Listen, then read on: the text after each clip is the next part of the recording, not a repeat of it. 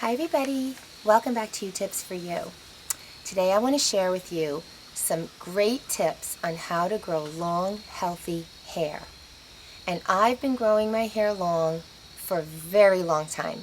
I've had long hair for years, so I know a lot about growing hair. I want to help motivate you to give it a try because it takes effort and it takes commitment, but it's really worth it. So let's get started. The first tip I want to give you is to be careful with using heat. Use as little heat on your hair as you possibly can. Heat takes the moisture out of your hair shaft, which causes dryness, which causes brittle hair, split ends, and eventually breakage at the bottom. And that's where we lose our length. Of course, hair grows from the top down, comes from the inside of the body, and it grows down. So this hair down at the bottom that I have here is probably a few years old. So you have to take care of it. Because remember, hair grows a ½ an inch a month, pretty much, for most people. So that means that the hair down here is probably, I don't know, maybe 3 years old. If you're causing damage to your hair and breakage, it's very easy to lose that growth that you've had. So you want to condition, you want to use heat protectants, you want to make sure you care for the longer areas of your hair so that you can preserve your length. If you want to start growing your hair and you have a lot of damage on the ends, my suggestion to you is to get a nice healthy trim. Go to the hairdresser or do it yourself, but cut off enough that you see strong, even hair. Take off the split ends. You can see where it starts to be thick again, and start fresh. Now you've got nice healthy ends to maintain. And what you'll need to do is to be careful with it going forward, because having long hair is a commitment of time and effort. That's why it's so desirable, because people will say, wow, they know how hard it is to grow long hair. It also means that you have to work within the confines of the type of hair you have. It's very easy for us as women to look at everybody else's hair and say, oh wow, I wish I had hair like that, or I want to have that style. Well, sometimes that doesn't necessarily work for you. You have to get to know your hair. And if you're somebody that has, for example, wavy hair like I do, but it's also thin, it's fine, it's not exactly thick, but it fluffs up. Well, I can't use a flat iron on my hair all the time because my hair is thin, and my hair is fine. I could be subject to breakage easier than somebody who has coarser hair or thicker hair. So I have to forego certain hairstyles. But it's at the achievement of having long hair.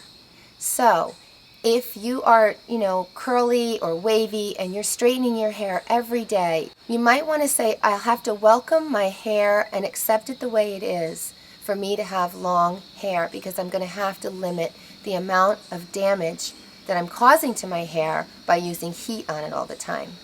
And I see many people, and I've seen videos on YouTube about this too, where people use a flat iron and they're constantly going over one piece. Well, it's the worst thing you can do, because you are literally frying the inside of your hair. There's a moisture layer in your hair. Every time you go over it, you're sucking it out. So you just try to go over it as minimal as you can with as low a heat setting as you can use. And you can do what I do. And what I do is I focus on my bangs and the outer area of my hair, and I just do it a little. And I kind of let the rest be. And that enables me to preserve the health of my hair.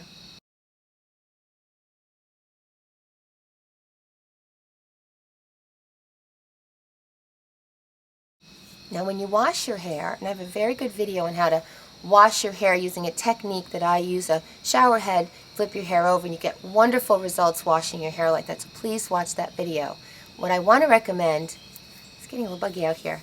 What I want to recommend is that you use as lukewarm water as you can. Don't use hot water on your hair when you wash it. Again, you don't want to zap the moisture out of your hair.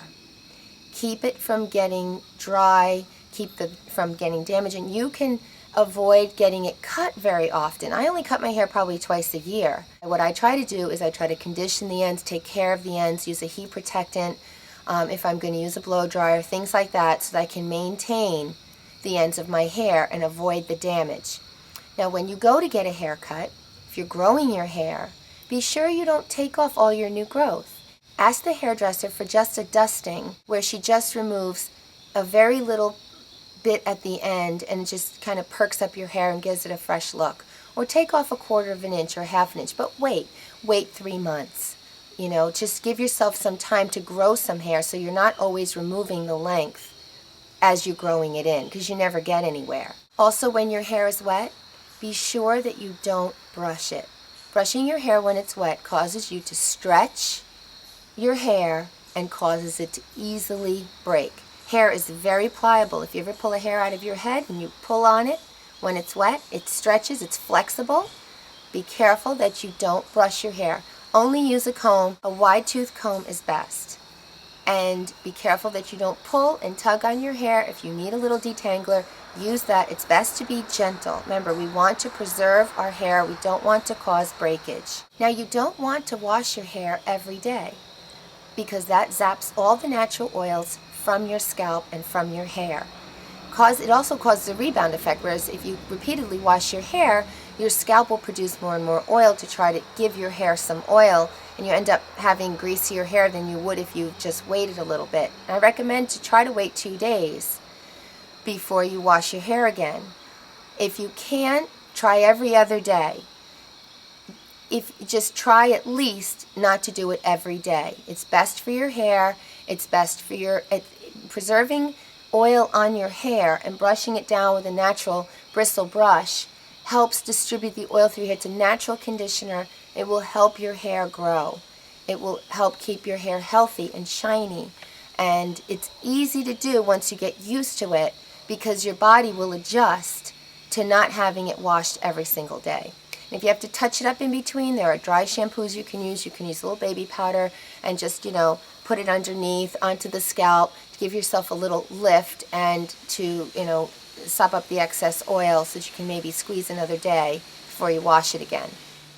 Now, as I said earlier, healthy hair comes from the inside.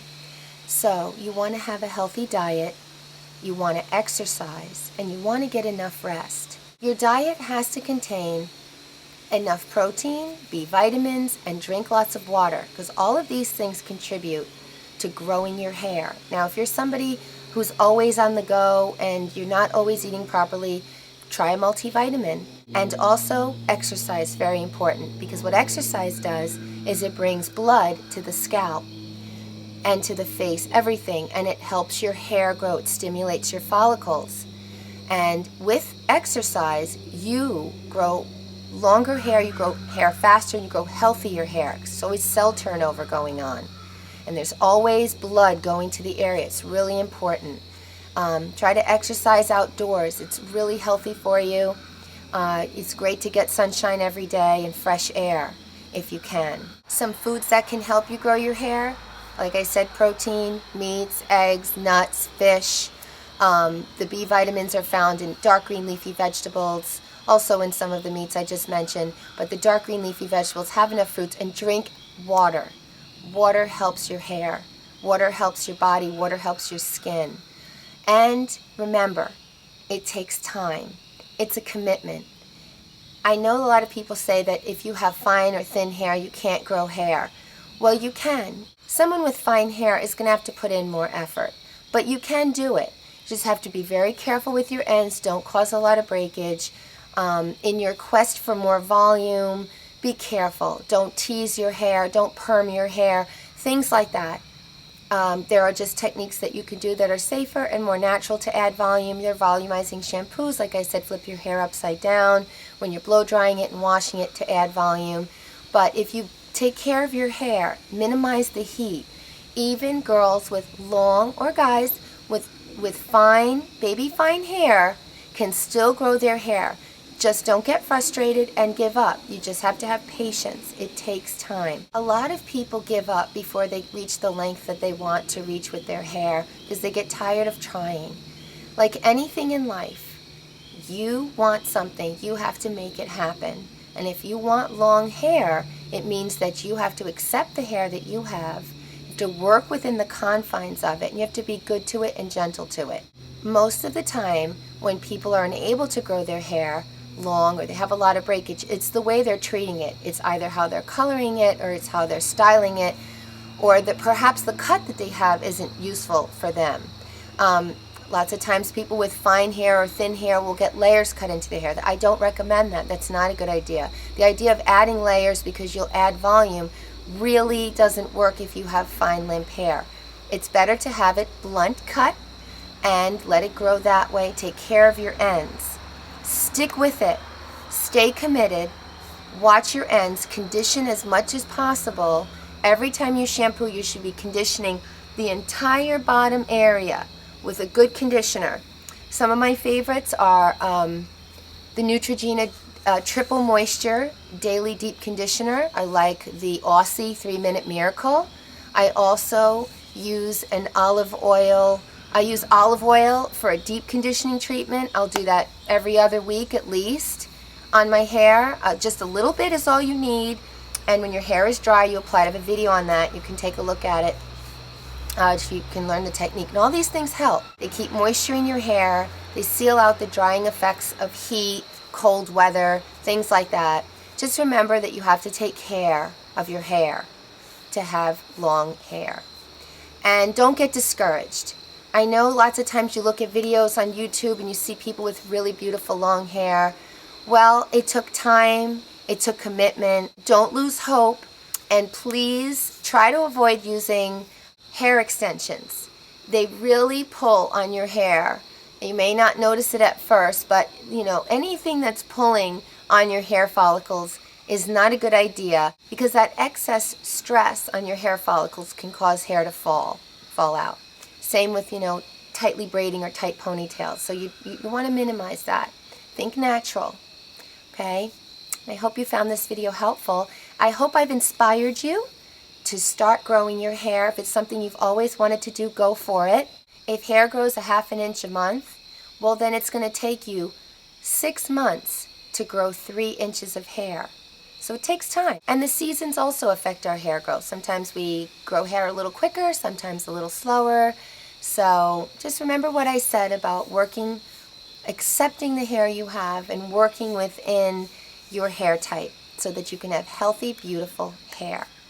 And please subscribe because I have a lot more to come, something of interest to everyone. And please visit me at my blog spot. And I am also on Facebook and Twitter. Let's connect there as well. And I will see you soon. Okay, thanks so much for viewing. Bye-bye now.